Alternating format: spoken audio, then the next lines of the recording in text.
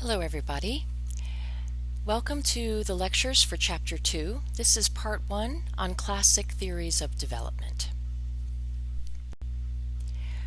It's important to remember that when we're talking about developmental theories, what we're talking about is a group of ideas, assumptions, and even generalizations. In other words, going from facts to big ideas. And these theories are things that interpret and illuminate all of the observations that have been made about human development. Theories provide a framework for explaining patterns and problems of development. So once we have a grounding in theory, we are able to develop hypotheses and even evolve into scientific experiments to test those hypotheses about how children and human beings in general develop over time.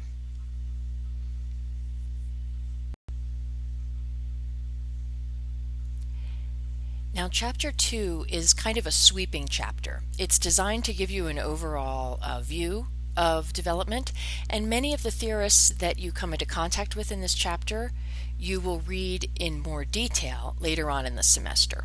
So our goal for this lecture is to pull out for you the main points to keep in mind for some of these theorists, and as you become more and more curious about different thinkers, please know that in the future we'll have more opportunities to go more deeply into their ideas. Today we're going to, in Part 1, talk about the classic theories of development, such as Freudian, Pavlovian, and Piagetian theories. In the second part of this lecture, we'll cover the newer theories, sociocultural and evolutionary.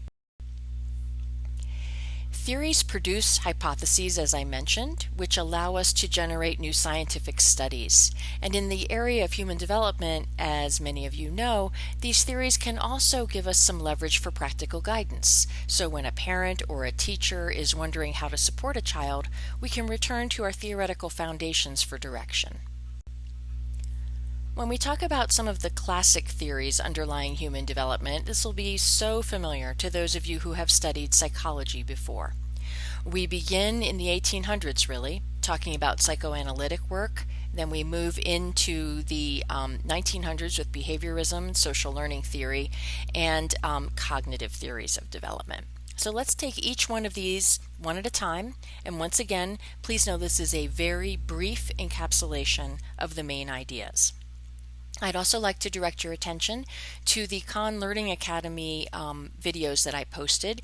Each of those are pretty consistent with the content in this lecture. And if you learn better through video, you may find that modality to be particularly useful. So psychoanalytic theories are really based in the idea that human beings behave because of instincts. Psychoanalytic theory puts a great deal of importance on sexual interest, and many theories have been designed to try to describe how a human being grows up from infancy to adulthood by thinking about a person as going through several different stages of psychosexual development, where each stage has its own struggle or conflict, something to overcome in order to continue growing as a person. So Freud's psychoanalytic theory was really the product of his thinking after meeting many individuals who were struggling with psychiatric symptoms, and he saw those symptoms to be a part of sexual urges that either weren't accepted by the individual or weren't accepted by society.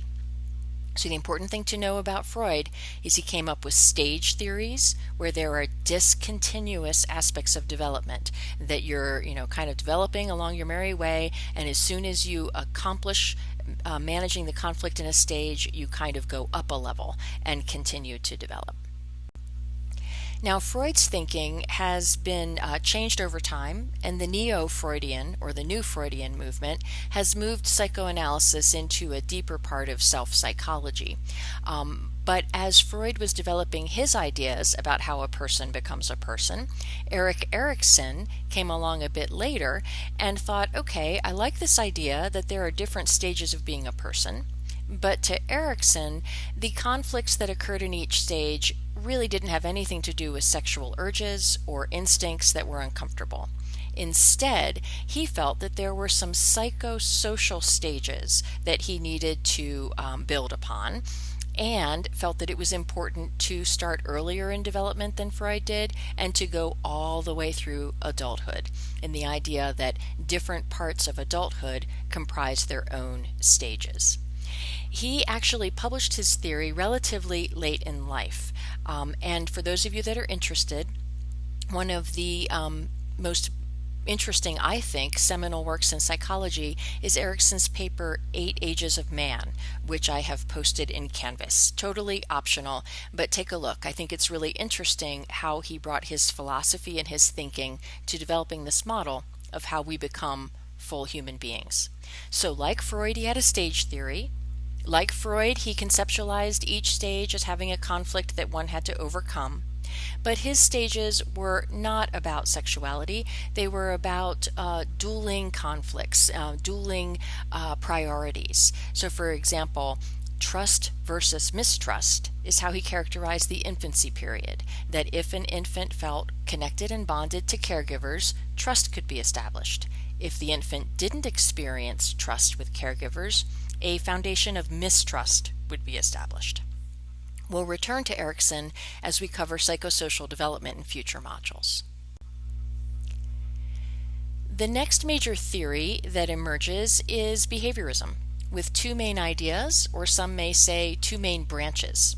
The first is conditioning theory, which proposes that learning takes place because while you're having an experience, you're linking what you're learning to something in your environment. In other words, there is an experience linked to stimuli, and that you condition or you get ready for or expect that association between something in the environment and something you're going through. The second main idea in behaviorism, which evolved later, is the idea of learning theory, which says, yes, stimulus and response really does matter. We want to, though, focus on observable behavior, not these invisible associations between how you're feeling and what's around you. We want to instead, in learning theory, think about what antecedents, or things that happen just before, set a learner up to learn a new skill, and what consequences, things that happen after a behavior, help that learning take hold, so that you are rewarding or reinforcing appropriate behaviors and perhaps taking away rewards or even punishing for inappropriate behavior. So conditioning theory began with Pavlov. Many of you might think about those classical conditioning experiments that you learned about, where basically Pavlov would create a situation where a dog in his lab was very, very hungry. He would not feed the animal for several days. Then he would ring a bell, and as soon as he rang the bell, he introduced food. So he was pairing the sound of the bell with the presentation of food, which is the reward. Bell is stimulus, food is reward. The dog would condition to the stimulus, the bell, because they could tell that because when they rang the bell, the dog would immediately salivate, meaning the dog was anticipating that food would be delivered. So Pavlov suggested that learning was based in this kind of classical conditioning where animals and people make an association between stimuli in their environment and something that they're experiencing, so that whenever they come in contact with that stimuli, they will re-experience what they just went through.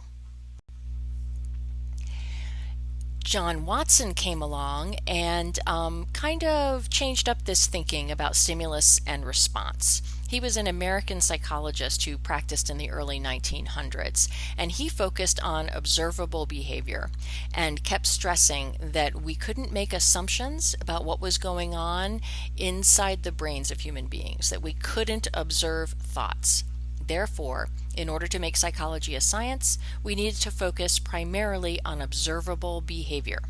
And once you focus on what is observable, you can identify the antecedents or the stimuli that tend to occur prior to a behavior, and you can observe the consequences, the things that happen after a behavior.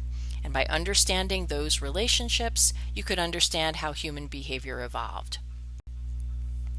Now, Skinner came along a bit later, and he suggested that by changing what happens just before a behavior or changing what happens just after a behavior, you could either increase or decrease the probability that that behavior would occur again. So let me give you an example.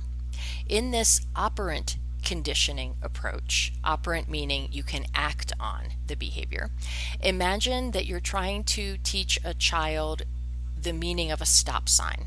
And you're taking a walk down the street and you point to the stop sign and you say, "Jeremy, stop." If upon hearing you say, "Jeremy, stop," that's the stimulus, the child were to physically stop, you could then reward the child with praise or physical touch, or just let them know that was a good thing. And what you have there is you're teaching a behavior to stop when you see a stop sign. And by giving praise or something positive, you're increasing the likelihood that the behavior that you want to see will occur. If you were to take this theory a bit farther, you could say that when you're teaching how to stop at a stop sign, anytime the child sees the stop sign but doesn't stop, that you could implement what would be called a punisher, a consequence that decreases the likelihood that the behavior of running through the stop sign would occur.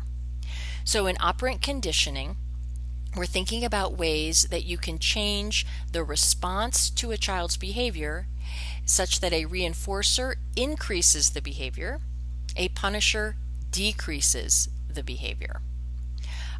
This is very important because sometimes as teachers or clinicians, we can think that we are using a reinforcer.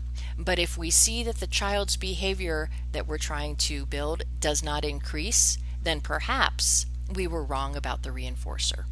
So for example, I was working in a behavioral consultation service in a public school. And we had a new student, a 10-year-old boy, let's call him Tate, who arrived into this public school classroom after about mid-year. He came from a specialized program for students with high-functioning autism on the East Coast. So all we knew about Tate was that he was 10 years old, he had autism, and he'd been staffed pretty intensively in this school on the East Coast. When we were getting to know him, we ran a behavioral assessment, which is something that applied behavior analysts do on a daily basis.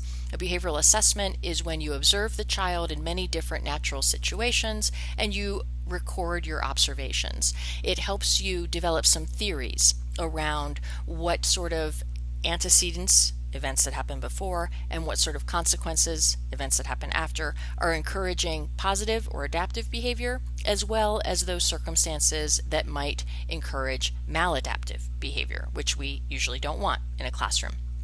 As we watched Tate, one of the things we noticed in a free observation is that he jumped on top of a desk when he didn't want to do some work. He tossed things off of the desk, and the teacher, out of instinct, thought, well, this feels attention-seeking. I'm going to turn my back on him and ignore him.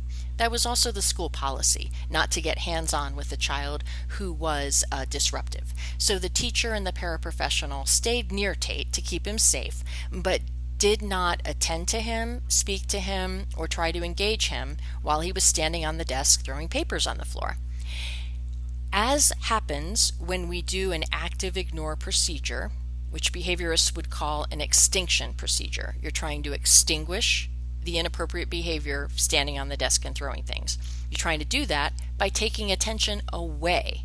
That's actually negative reinforcement, taking away what we think would reinforce the behavior. Almost always, when you run a program with an active ignore, an individual will likely increase the maladaptive behavior for a while. Things are going to get worse before they get better. This is called an extinction burst. So Tate got increasingly disruptive. He got louder. He threw more things. He upped the ante on his behavior, continuing to look around to see if that changed the adults, if they would attend to him. The adults maintained their stance of looking away from Tate, of waiting for a moment of quiet, and as soon as he was quiet, they would re-engage and attend. If he didn't go along with that and went back to disruptive behavior, they turned away. This went on for a little while, and at one point, exasperated, Tate shouted out, "What's a guy got to do to get time out in this place?" Now this was fascinating to me, because what that means is that what Tate wanted in that moment was an escape, a break from the learning, a break from his teachers, and time out, which we often in general education or in parenting use as a natural consequence, kind of a punisher for difficult behavior, turned out to be reinforcing for Tate. He wanted to be in timeout. He wanted to be away from the demands and all the stimulation. And as we looked into his file, we learned that as soon as he did one act of verbal acting out, he was taken to timeout. So to Tate, the rules had changed in ways he didn't yet understand. And in his efforts to cope with the stresses of being in a new classroom, he did his best to exhibit the behaviors that would get him the consequence that he was looking for. And he became surprised and dysregulated when acting out did not earn escape. Now, for us as teachers, we don't want Tate to be disruptive, and we don't want Tate to be escaping tasks by being disruptive. We realized that what we needed to do was flip the script kind of on Tate. So we worked it out that he had access to a break, 10 minutes in the back of the classroom in this sensory area, to do whatever he wanted, to just chill out or hang out in the bouncy ball or whatever. He had a 10-minute break after completing, at first it was one task. Do 10 minutes with the para, you have a 10-minute break. Then we added two tasks with a para, 10-minute break. If he was aggressive or disruptive during the task, we started the task over. So he had to complete a little bit of work without acting out in order to earn the reinforcer of having the break. Once we were able to get this program in place and observe his behavior over time, within 3 weeks, Tate was up to 5 activities and a break, and he was actively engaged. We had a great decrease in his aggressive and verbally disruptive behaviors. So that's an example where sometimes we can make assumptions about what would be reinforcing, and we have to be really careful to observe the child's behavior. If our response increases the likelihood that a child behaves in a certain way, we are reinforcing that behavior. And you can inadvertently reinforce bad behavior. So you got to look at what the adults are doing just after what the child does to know if you've got these assumptions correct. So that's just one example of behaviorism in action.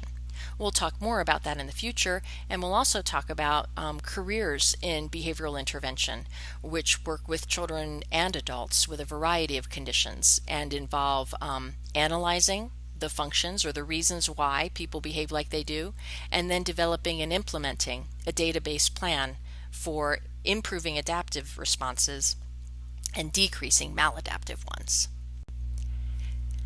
Well, the next big theory we want to talk about is social learning theory. This is kind of an extension of behaviorism, and it focuses on just how important observing other people is for our development. Albert Bandura is one of the pioneers of this kind of thinking, and they basically said, even without rewards, an individual can learn something by watching and imitating. So you can watch what someone else does and then see, oh wow, they've benefited from that behavior, I'm going to try it out. His idea that observation is huge for children is very compatible with the Piagetian and Vygotskian ideas that we'll talk about in the cognitive section. The idea that as the developing child grows, imitation, watching what other people do, observing them, and trying behaviors out becomes a huge tool for learning. One of the famous aspects of Bandura's theory are the Bobo aggression studies. You may recall these from psychology classes. Basically, what Bandura did is set up a series of experiments where children would be primed, meaning they'd have a certain experience. They'd either watch kind of aggressive contact with this big punching bag that looks like a clown called the Bobo doll, or they'd watch people be kind and gentle to the big punching bag, and then they would have the adults leave and observe what the child did. And the basic finding was when a child observes aggression, he or she is more likely to behave in an aggressive manner. And these theories continue to be quite important as we think about the influence of media on children's development. So to contrast, social learning theory is kind of an offshoot of behaviorism, and it's important for us to break down how classical conditioning, operant conditioning, and social learning really differ. So Pavlov's idea of classical conditioning, what you want to remember there is that learning occurs through association, and that something neutral, like that bell, becomes conditioned to bring about a response. In operant condition, the process is much more active, and learning occurs through a deliberate association of reinforcement or punishment after a behavior. Weak responses will become strong or frequent. Unwanted responses become extinct when we use punishment. In social learning theory, learning occurs through modeling by watching what other people do, and people will then copy those behaviors and make them a part of their own repertoire. Then the final area of grand theory I want to mention today is cognitive theory, and we're just going to touch on two of the cognitive theorists that have been most influential, Jean Piaget and Lev Vygotsky. So Jean Piaget was a French psychologist who spent a lot of his time talking to children, watching his own children, and writing about his observations. His thoughts about how children think, how they use language, how they make sense of their world has been really foundational to our field. And while some of his ideas have been left behind with progress, his general orientation that children are active in their own learning, it has become a really important idea. He maintained that your cognitive development occurs in 4 stages, and here's where Piaget went a bit wrong. He assumed that every human being went through all 4 stages at approximately the same time. Well, it turns out that's not really accurate. Some individuals advance more quickly than others, and there are individuals with intellectual deficits who may not make it through all 4 stages. To Piaget, learning comes by managing tension between what you think should happen and what you are seeing around you. And this is his concept of cognitive equilibrium. To Piaget, it's a part of the human being to want to feel in balance, to want things to make sense. Therefore, we all strive, to Piaget, to be in balance or in equilibrium. When we have a new idea or run into new information, have a new experience, we'll experience what he calls disequilibrium. It feels a little dissonant, it's not quite right. We are a bit confused, we've got questions, something is wrong here.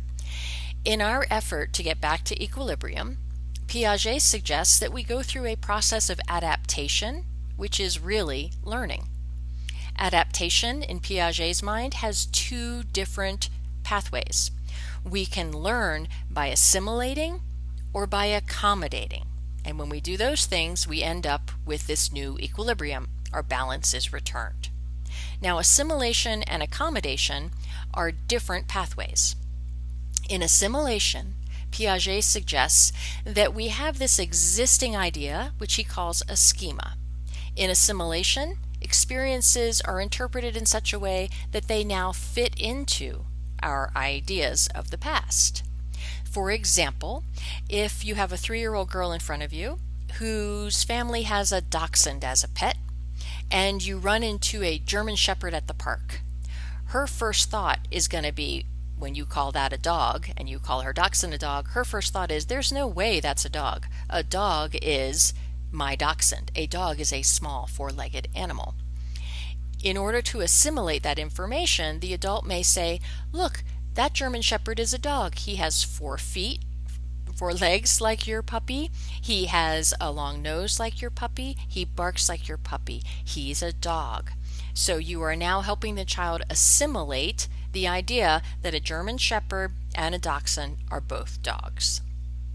A different way to think about this would be in the process of accommodation, where you have to take old ideas and restructure them to include something new. So say, for example, that that same 3-year-old has the idea that her dachshund is a dog, and that is her pet. She may think that all pets are dogs. Then she goes to visit a cousin, and they have a pet lizard. She immediately thinks pet. I thought pet was dog. And the adults around her help her see, you know what? Some people have dogs, some have cats. We have a lizard. Our pet is a lizard. This 3-year-old girl has to reorganize her way of thinking about pets. She has to change her old idea to allow for a pet to not be a cute dog, but to be a lizard. And this is an example of accommodation. You change your old ideas to accommodate a new thought. So to Piaget, learning happens through assimilation or accommodation, and the whole idea is to get back to that state of cognitive equilibrium.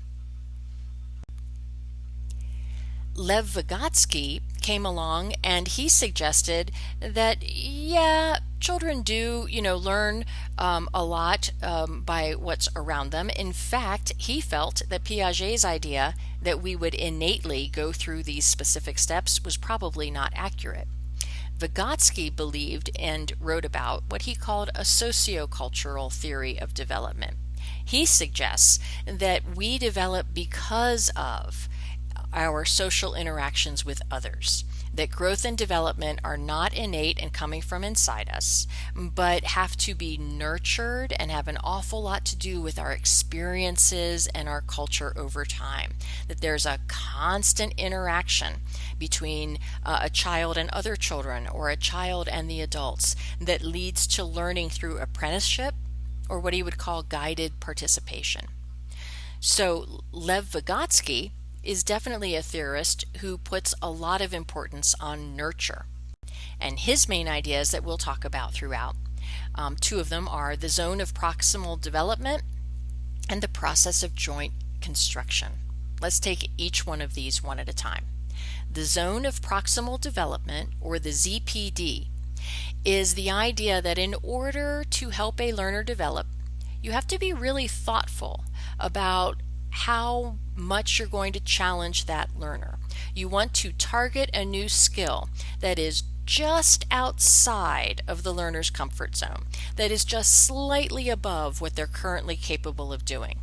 And then you, as an adult, are going to provide the support that the child needs in order to learn that new skill, which is in that zone of I've almost got it but not quite.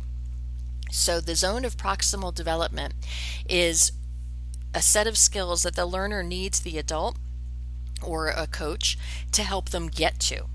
And it's through this process of joint construction, which is really the interaction between teacher and learner.